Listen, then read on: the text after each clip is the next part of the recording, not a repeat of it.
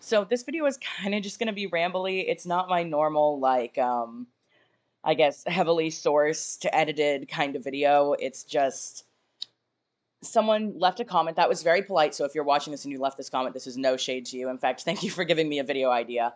Um about basically the toxicity in transmed communities as opposed to inclusionist or 2Q communities. I want to talk about how I think they're different and they're both harmful in their own right, but that they are more, again, not okay, but understandable and sometimes not even actually toxic, just perceived as toxic from the transmed side.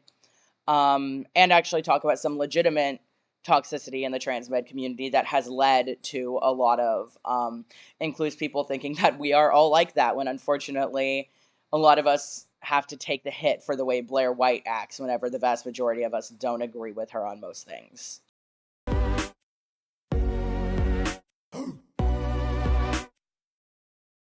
Now, since this video is partially about the origin of everyone thinking transmeds are toxic and the kind of shift from us genuinely being the toxic ones to the other side overcompensating and doing 10 times worse than what we did, I'm just going to start out with toxicity in the transmed community, how it's changed, how it was whenever I was a teenager, and etc. Now, I can't go through this without mentioning Calvin Gara and Blair White, because if I'm being honest, they are generally the origin of the reason that people think trans meds are toxic. Now, I do want to give Calvin props and say he has definitely matured since he's stopped using YouTube as much. I did follow him on TikTok for a while before he got banned, and his Reddit, and he has definitely matured a lot. And while that doesn't mitigate the harm that he did to both the trans med and just trans in general communities, as well as the people that he was outwardly bullying, especially, um, I want to bring it up because Blair White has not, which is rather disappointing considering that she is a 30-something-year-old woman and Calvin Gara is a guy in his early 20s. And that's just quite frankly disappointing to me. If anything, I think Blair has gotten worse. Maybe just since the Trump shit has really brought out her conservatism, which either wasn't as apparent whenever I was a teenager or I was just not as aware of. Honestly, don't know which one, but it has definitely brought that out in her. And as much as I have sympathy for Calvin after the way that his channel ended, I still think that him and Blair are partially responsible for the image that the trans med community has, as well as something I'm going to talk about later in the next section. That is the inclination to instantly silence any exclusive or transmed or true scum creator the second that they pop up. Like on my animation channel being said, we got rid of all the other Toxic Warriors animators, why won't Kanan go away? Like, they will openly admit to wanting to silence us, to not letting our opinion get heard, and that leads to straw men that I can't even fully blame includes people for spewing because they're not allowed to hear our perspective. And I am lucky that I'm pretty thick-skinned when it comes to stuff like this, because I know with a lot of the shit that I've gotten, mostly on my other channel, but here as well, that a lot of people would just shut their channel down. In fact, Simple Nix, whenever referencing my video, said he wouldn't be surprised or blame me or judge me if I turned off comments or even ended my channel because of the way that people react to people with my opinions in combination with being a furry. And I do think this idea that includes people need to instantly shut us down before we get any traction comes from the harm that Calvin and Blair did, and Blair is still doing. I mean, hell, I'm mutuals with an inclus who probably would not appreciate being name dropped, but you probably know who I'm talking about. That Calvin really, really, really bullied until they still have psychological issues from it, still get harassed from it. Like, I follow them on TikTok. Their pinned post is a shit show. And again, I'm not going to say who it is because I am 100% confident they would not want that. But that if you know who I'm talking about, they have been heavily affected by this, and that's just someone I sort of know. Not to mention the dozens of other people that both of them had featured on their channels without having any consideration for censoring usernames and such. which is part of why I shy away from putting specific individuals who aren't public figures on my channel. I believe I have one video on self-diagnosis where I have a clip from someone where I cropped out their username, and I believe that is the only one that is not from a major creator. But because of this bad image we have, and because of how toxic we get treated, in my experience, having been both a too cute and true scum at various points in my life, I can confidently say that the inclusive side of the argument has grown to be the more aggressive and more toxic one. And while that does not mean that that does not still exist in transmed communities, um, it is very obvious to me having been on both sides. A good example of this is comparing the True Scum subreddit to really all of the other trans subreddits. In fact, one of the first rules on it is we welcome everyone regardless of your opinions. And I've even seen Too Cute's post there saying, I'm not true scum, don't think I'm true scum, but if I post this somewhere else, I'm going to get banned or I'm going to get reported because they are so censorship heavy. Like the True Scum subreddit is a really good example of us not having that same ideal of silencing people or considering those who disagree with us to be inherently toxic. Just if you're respectful to us, we'll be respectful to you. And that's the rule. While in contrast, most other LGBT or specifically trans subs will ban you for even if you say you're transmed on a different sub, if they just find out. Like, I was banned from LGBT Ball for, like, I don't even remember, like, making a comic about, like, not liking xenogenders or something. That was, like, not even mean. It was just, like, blah, blah, blah. Here's a thing with the literal sources, and I got banned. I've been banned from basically every trans subreddit. I've been banned from FTM, like, for things on the other subreddits, for not even talking about those things on them, for being active on r/TrueScum, which is much more open-minded than any other inclusive space. And of course, that's one space on the internet, right? Like, that's not enough to say that transmeds are inherently less toxic, especially since it's Reddit and Reddit is a cesspool. It's not enough to say that we are just morally better, right? Because I don't even think that's necessarily true. I think it's a lot more nuanced than that.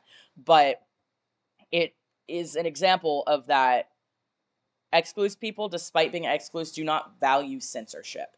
And this also comes along with a lot of the things that I mentioned at the beginning that people perceive as being toxic from transmeds are not inherently toxic. They're just disagreeing with you. A lot of the things I get called toxic for, along with other exclusive people, is not the things that I will go into later that Too Cutes do, that are calling people buzzwords, trying to ruin people's reputation, silencing them, telling them to die, sending them threats, that kind of thing. It's just having opinions that they don't like. Like, I've been called toxic because I'm a gatekeeper, apparently, for saying you need dysphoria to be trans. Although I 99% of the time clarify, I say dysphoria, incongruence, whatever you want to call it, because they're honestly the same thing. I've been called toxic for invalidating identities despite providing a plethora of scientific research to back my point, even if it's not going after an individual who's saying something and just making a general post about it. That apparently me having a scientifically grounded opinion and citing those sources as such is now toxic because I don't agree with you. For just the concept of being exclusionary in general, despite the fact that, to an extent, there needs to be exclusion, because if there's not exclusion, literally cis-het people could just come say, I'm LGBTQ now, which is what they're doing, and they're okay with that because they're making up some identity that isn't real and isn't scientifically grounded, or is basically the exact same thing as being straight, but just a little bit maybe off, and that's enough for them. And that's not enough for me, because that's taking I hate the word safe space, but a safe space for marginalized people and allowing anyone to be a part of it. Allies are great, and we need to value them and respect them, but allies do not have a place in LGBTQ communities unless they're asking, like, how to support, like, an LGBT person in their life or something, right? But I've literally been called toxic just for having that label at all. And this will come into contrast with the experiences I've had in my last 5 years in this community with inclusionists. Now, I want to go into the saying on the inclusionist area. I know not all inclusionists are like this. In fact, the reason I even thought to make this video was because of a very polite and understanding and willing to talk inclusionist. So I want to make that clear that I don't think all of them are like this. There's just a lot of them, and there are a lot more of them than they are in trans med communities, at least more vocally and openly. Now, one thing is a major issue with motive and sourcing, but I'll get to that at the end in a general topic. But inclusive people are very, very in love with buzzwords. They really like saying ableist and transphobic, particularly. And while I've seen exclus um, call xenogenders transphobic, it's always with some providing of context. It's not just commenting, you transphobe, or something of the like, which is a direct comment I received. It's not just commenting, you transphobic, gross transphobe, you're an ableist. It's xenogenders are transphobic because here, let me elaborate and provide sources. And even then, it's rarely directed at an individual, it's usually a independent post. And again, this isn't done to call xenogender people themselves transphobic, to call individuals that. It's to say this concept is transphobic, and I'm going to make a generalized post about how it harms trans people and go into detail, as opposed to the dozens, maybe hundreds of comments I've had to respond to clarifying that no, I am not what people think of when you hear transphobe. You think of conservative right-wing white dude. That I'm not that. That what they mean by transphobic is me disagreeing with them, and that I am in fact trans. I'm honestly not sure. It's probably a mixture of both, but I'm honestly not sure if they are aware that people aren't going to perceive it as I disagree with whatever idea I hold, or if they're going to perceive it as what most people think of when they think of transphobia, which is right wing extremists. I'm sure there's probably a bit of both. Some of them knowing that people aren't going to perceive it how they mean it and just want to ruin your reputation. And I'm sure there's some of them that genuinely think that people will get that when you say they're transphobic, it's because they don't support whatever you support. There's also a very big issue that most inclusive people are minors and young teenagers, which results in a lot of threats. I cannot tell you how many kill yourself comments, how many die, how many I hope you die, how many like I hate you, you suck, go fuck yourself, like that kind of shit. How many threats, how many just blatant insults I've received. I mean, I'll post a screenshot actually if I remember to edit it in. No promises because that I tend to say that and it doesn't happen, but I will maybe if I remember to edit it in. A conversation that I had with an inclusive about xenogenders that I did not start myself, where I told them I have sources, I will gladly direct you to them. And they just responded to everything I said, adding my balls at the end of everything I said. Like, copy paste my message, said my balls at the end. Like, it shows the level of maturity and the level of even confidence in their point that they have when you can't provide anything other than being a nuisance or being rude or sending threats. And the things that people call toxic in trans med communities nowadays, again, excluding people like Blair, is generally just you disagree with me, while in inclusive communities, it generally consists of threats, harassment, not taking the conversation seriously, that sort of thing. And while I think this is partially due to the fact that most inclusive people are generally teenagers, it also has its own merit that a lot of exclusive people started out at that age as an inclusive person, and as they got older and had more life experiences as a trans person, changed their mind, including me. I mean, hell, if you look at the True Scum subreddit, you will see that the vast majority of people are in their 20s and 30s or late teenagers, as well as there's some people on like the Selfie Sunday thing where there's like adults, like 50, 60-year-old people who are like, this isn't the trans community that I grew up feeling safe in. This is some other beast.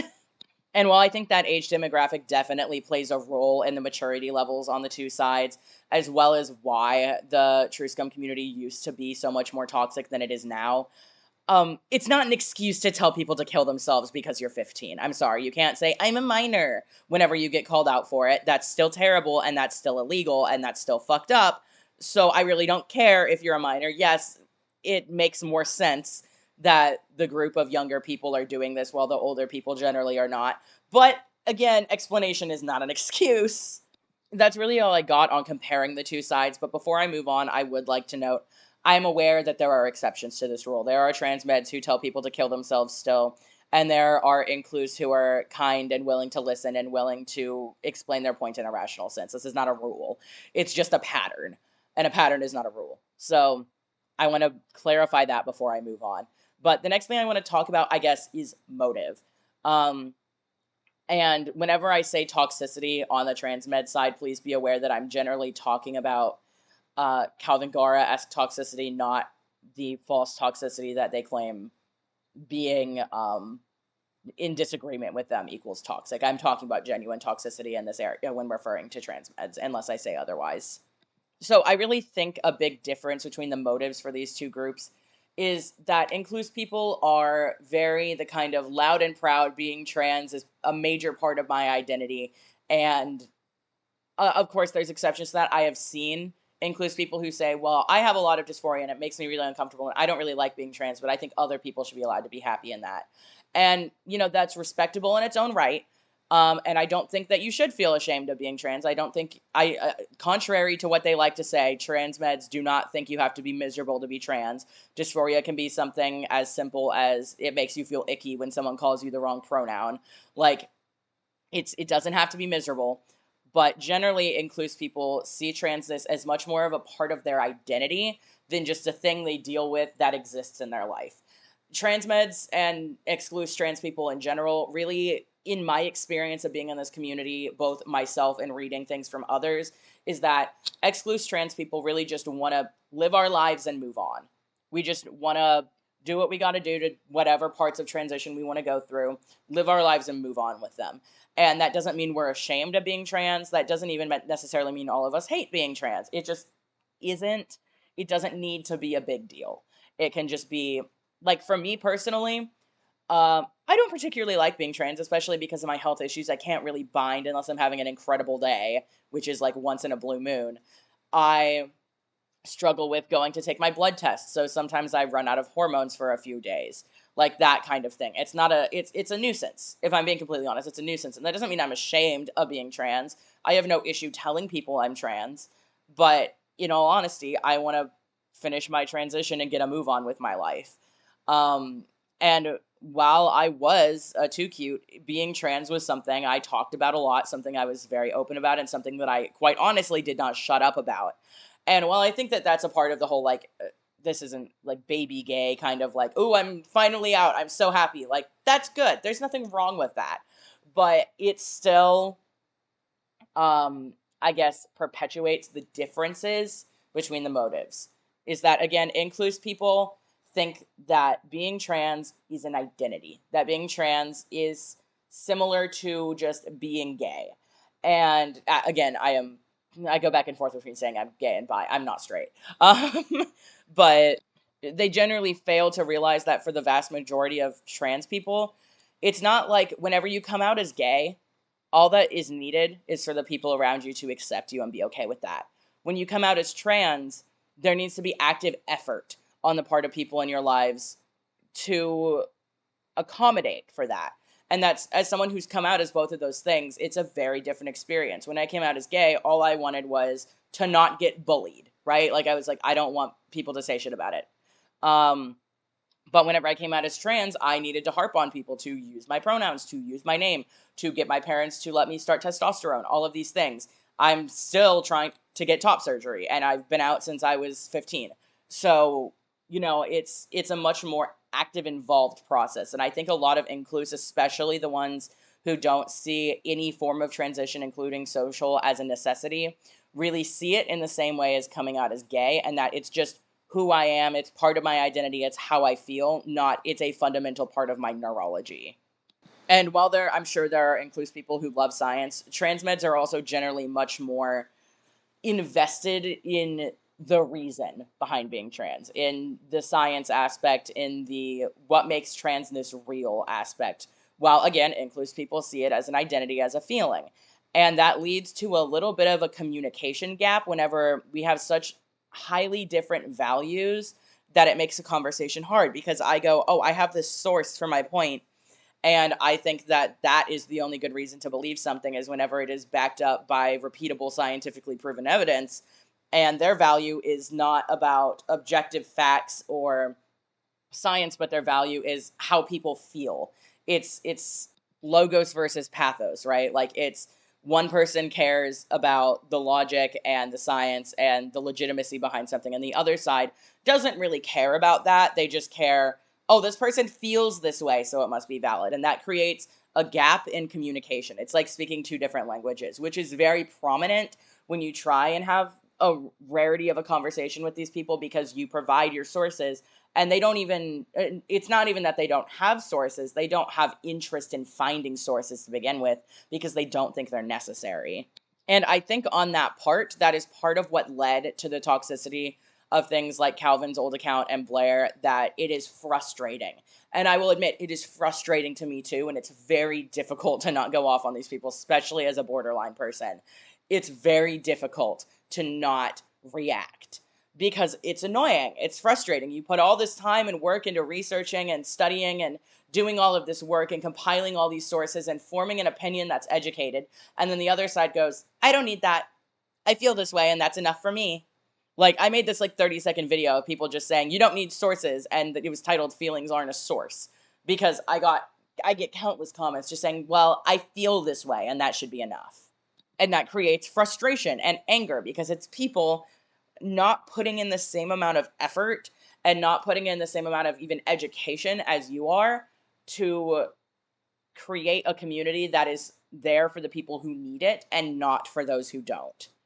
And while this does not excuse the toxicity of people who are genuinely toxic, exclusive people, in my opinion, it's more understandable. Again, I would like to clarify, understandable does not make it okay. It is not okay regardless of why you are doing it. But that being said, I understand the frustration of putting all this time and work into substantiating your point, only for the other side to go, I don't care. Feelings. It's very frustrating and it's upsetting, and you want to scream at these people, even though that's not productive. Well, on the other side, at least whenever I was an inclusionist, and from the civil people I have spoken to, it's generally more about community, more about creating a place where everyone feels accepted and everyone is valid and no one needs to feel shamed or stressed. And while that has its place, the LGBT community is not that place. It has a definition, it has a demographic, it has a purpose, and you can create a safe space for people. You can create somewhere where everyone is welcome and everyone feels comfortable, but that should not be a group for marginalized people. That should be a therapy group, or like a board on like a forum or something, or a group chat. It shouldn't be an entire community of marginalized people. And to some extent, I understand why the at least older inclusionists can get so aggressive, because like I said before, in the past, the trans med community was very much aggressive and very much a bully. And I can understand having a reactive response to that, of going, the just assumption that people are going to treat you the way that Calvin and Blair treated people, because that's what they've experienced. And on one hand, I can understand that reactivity. But that being said, whenever the reactivity continues after the person you're speaking with has shown that they're not going to feed into it, it becomes a problem. Especially whenever there are people like, again, 2Q2 will come on the transmed subreddit and stuff, or TrueScum subreddit and stuff, and expect this response of anger and frustration and bullying and don't get it, and then continue to cause problems. And while I don't think that this is necessarily a conscious thing, I do think for the inclus who are not just teenagers, who are people my age or older, who have been in this community for a long time, may just be expecting the response that the 2010s True Scum community had. And I don't blame them for being bothered and hurt and expecting the worst from a community that previously treated them that way. But whenever it continues after it's been shown that that's not the response you're going to get, that causes a problem. And I mean, to an extent, making that assumption is a problem as well. It's an understandable assumption, but it's still a problem to assume that because someone disagrees with you that they are going to treat you poorly. Which is why I generally, if I talk with inclusive people, try and not assume the worst of them. I try to assume that they're going to be willing to have a civil conversation. I will admit I do not expect sourcing, but but I don't, I try not to expect that I'm going to get told to die or that I'm terrible or that I should kill myself or anything. Like, I try to not expect that, even if it's a little bit difficult. And I think that we should be afforded the same courtesy. Overall, there's just a lot of history between these two sides, and I think it's kind of shifted. It's shifted from trans meds being the angry, aggressive ones to inclusive people being the angry, aggressive ones. And while I think the anger on the trans med side was more justified to begin with, that doesn't make it appropriate. And that also doesn't mean it didn't harm our own community, because it did. That's why I even have to make this video. If you're an inclus watching this, please just let trans med people speak. You don't need to yell over us when we speak. If you don't like what we're saying and you're confident in your position, you can wait till we're done and provide your own well thought out argument.